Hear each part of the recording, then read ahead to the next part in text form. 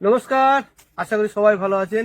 উত্তরণ কৃষির এই নতুন পর্বে আজ কিন্তু আমরা বাঁকুড়াতে নেই, আজ কিন্তু আমরা পশ্চিম মেদিনীপুরে নেই।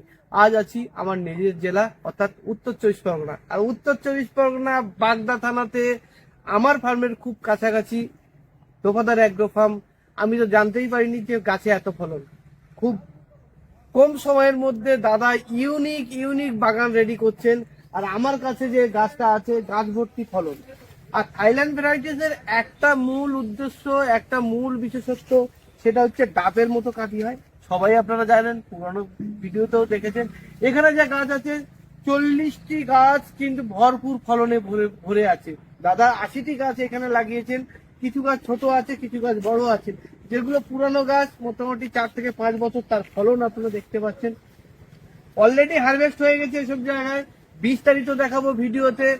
আর সব থেকে ভালো জিনিস, এই ভিডিওটা স্কিপ করবেন না, কারণ এই ভিডিওতে এঁচোড় যে এত ফলন হয় তার কিছু রহস্য আপনাদের ভেদ করাবো।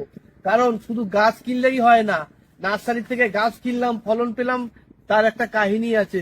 কি করে বেশি ফলন পাওয়া যায়, কি প্রযুক্তি ব্যবহার করতে হয়, কি রকম ট্রিটমেন্ট করতে হয়, সমস্ত কিছু তথ্য কিন্তু ভিডিওর মধ্যে থাকছে। স্কিপ করবেন না বন্ধু। ভালো লাগলে, আপনি যদি একজন নেচার ফার্মার হতে চান বা আপনার বন্ধু যদি হতে চায়, আপনি অবশ্যই ভিডিওটা শেয়ার করুন।